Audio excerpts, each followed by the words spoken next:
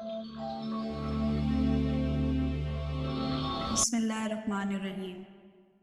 Harut و ماروت کے متعلق بنیادی طور پر دو طرح کی روایتیں ملتی ہیں۔ ایک وہ جو قرآن و حدیث اور تابعین کے اقوال میں موجود ہے، اور دوسری وہ جو توریت اور انجیل اور اسرائیلی روایتوں میں آتی ہے، جبکہ ان اسرائیلی روایتوں کی بیشتر علماء اور مورخین نے تائید کی ہے۔ اس ویڈیو میں ہم ان دونوں طرح کی روایتوں اور واقعات کو مکمل پیش کریں گے۔ روایتوں کے مطابق حضرت ادریس علیہ السلام کے زمانے میں ایک مرتبہ آسمان اور زمین کے درمیان سے پردوں کو ہٹا دیا گیا، تو فرشتوں نے زمین میں آباد انسانوں کو دیکھ کر تعجب کیا اور بولے، یا رب العالمین، ہم تو گناہ کے قریب بھی نہیں جاتے، جبکہ یہ بنی آدم گناہوں میں اتنے مبتلا ہیں کہ ہم ان کی جگہ ہوتے تو کبھی تیری نافرمانی نہ کرتے۔ اللہ نے ارشاد فرمایا، انسانوں کو غصہ اور شہوت دی گئی ہے، اگر یہ چیزیں تمہیں دی جائیں تو تم بھی اس طرح گناہ میں ملوث ہو جاؤ گے۔ لیکن فرشتوں نے کہا، ہم ایسا ہرگز نہ کریں گے۔ لہٰذا اللہ کے حکم سے فرشتوں نے اپنی جماعت میں سے دو بہترین اور اطاعت گزار فرشتوں کو چن لیا، جن کا نام ہاروت اور ماروت تھا۔ اللہ نے ان دونوں فرشتوں میں انسانی فطرت اور شہوت ڈال کر دنیا میں بھیجا۔ وہ شہر بابل میں دو خوبصورت انسان بن کر آئے اور قاضی کے طور پر مقرر ہو گئے، جہاں وہ لوگوں کے درمیان فیصلہ کیا کرتے تھے۔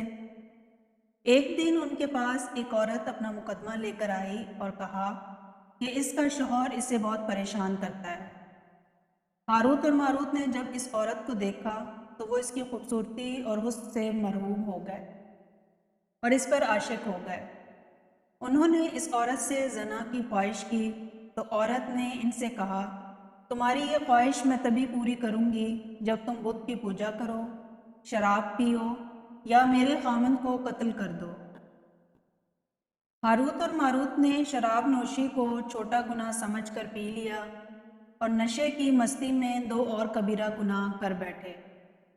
اس عورت نے ان سے آسمان پر چڑھنے کا عمل بھی سیکھ لیا، جس کے ذریعے وہ آسمان پر جاتے تھے۔ جب عورت اس عمل کے ذریعے آسمان پر گئی تو اللہ کے حکم سے اسے ستاروں کی شکل میں مسخ کر دیا گیا۔ چونکہ اس عورت کا نام زہرہ تھا، اس لیے وہ سیارہ زہرہ کہلایا۔ اس گناہ کی وجہ سے ہاروت اور ماروت خود وہ اسم اعظم بھول گئے جسے پڑھ کر وہ آسمان پر جاتے تھے، اور بطور سزا انہیں بابل کے ایک کنویں میں الٹا لٹکا دیا گیا، جہاں وہ تا قیامت یوں ہی قید رہیں گے۔ یہ ایک اسرائیلی روایت ہے جسے امام ابن کثیر اور فخر الدین رازی جیسے مفسرین افسانہ اور من گھڑت کہانیاں قرار دے کر سختی سے رد کر دیتے ہیں۔ وہیں امام سیوطی جیسے علماء اس روایت کو مستند مانتے ہیں۔ ہاروت اور ماروت اور چاہے بابل کے سلسلے میں ایک اور روایت کثرت سے بیان کی جاتی ہے، جس کے مطابق ایک زمانہ ایسا تھا کہ جب شہر بابل روئے زمین پر تہذیب و تمدن کا مرکز تھا۔ یہاں کے لوگ باطل خدا کی پرستش کیا کرتے تھے۔ یہ لوگ اپنی قسمت ان سے وابستہ سمجھتے تھے، اس لیے علم نجوم اور علم فلکیات میں بڑے ماہر تھے۔ ان کے بت قدوں میں ستاروں کی پوجا کی جاتی۔ یہ لوگ جادو، تنتر منتر، سفلی کو بھی بہت اہمیت دیتے اور اس عمل کے ذریعے معاشرے میں خوب فساد پھیلایا کرتے۔ یہ لوگ طلسم جادو، تنتر منتر بھی بہت آگے بڑھ گئے۔ ان میں بڑے بڑے جادوگر موجود تھے۔ ان کی تاریخی کتابوں میں جگہ جگہ جادو اور تنتر منتر ہی نظر آتا تھا۔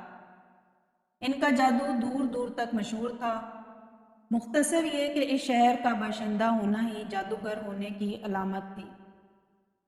جب حضرت سلیمان علیہ السلام کی حکومت آئی تو آپ نے ان لوگوں کو اس شرکیہ عمل سے روکا اور ان کی سحر اور جادو کی کتابوں کو ایک جگہ جمع کر کے اپنی عظیم کرسی کے نیچے دفن کر دیا، تاکہ اس فتنہ انگیز علم کا جڑ سے خاتمہ ہو جائے۔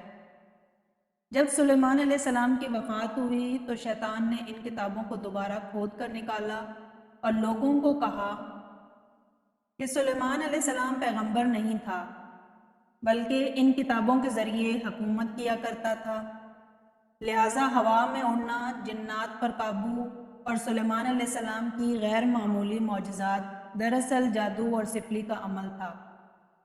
بنی اسرائیل نے اس کی پیروی کی اور ان کتابوں کو پڑھنا شروع کر دیا، لہٰذا دوبارہ یہ شر انگیز علم اس قوم میں صلاحیت کر گئی۔ اللہ نے سلیمان علیہ السلام پر لگائے گئے الزام اور تہمت کی نفی کرتے ہوئے سورہ بقرہ میں فرمایا، اور انہوں نے اس چیز کی پیروی کی جو شیطان سلیمان کی بادشاہت کے وقت چڑھتے تھے، اور سلیمان نے کفر نہیں کیا تھا لیکن شیطانوں نے ہی کفر کیا۔ لوگوں کو جادو سکھاتے تھے، اور اس چیز کی بھی جو شہر بابل میں ہاروت اور ماروت دو فرشتوں پر اتارا گیا تھا، وہ کسی کو نہ سکھاتے تھے جب تک یہ نہ کہہ دیتے کہ ہم تو صرف آزمائش کے لیے ہیں، تو کافر نہ بن۔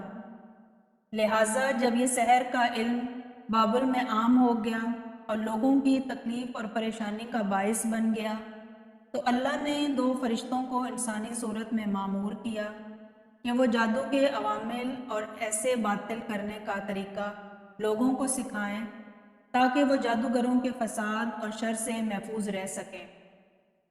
لیکن یہ تعلیمات غلط مقصد کے لیے بھی استعمال ہو سکتی تھیں، حالانکہ وہ فرشتے لوگوں کو تنبیہ کرتے اور ان کے لیے صراحتاً کہتے کہ یہ تمہارے لیے ایک طرح کی آزمائش ہے، لیکن پھر بھی وہ لوگ ایسے کاموں میں پڑ گئے جو انسانوں کے لیے ضرر اور نقصان کا باعث تھا۔ بعض عربی داستانوں میں اس کنویں کا ذکر بھی ملتا ہے جہاں لوگ پہنچے اور ہاروت اور ماروت سے ملاقات کر کے جادو کا علم بھی سیکھا، جبکہ بعض مورخین کا کہنا ہے کہ عراق کے شہر حلہ کے قریب ایک کھنڈر میں موجود قدیم کنواں ہے جہاں سے بابل کی سرحد شروع ہوتی ہے۔ یہ اس کنویں کو ہی چاہے بابل قرار دیتے ہیں۔ بہرحال اس واقعے سے یہ سبق ملتا ہے کہ سفلی اور جادو ایک شرکیہ عمل ہے، مگر یہ کہ اس کا استعمال فساد اور شر پسندی کے خاتمے کے لیے کیا جائے۔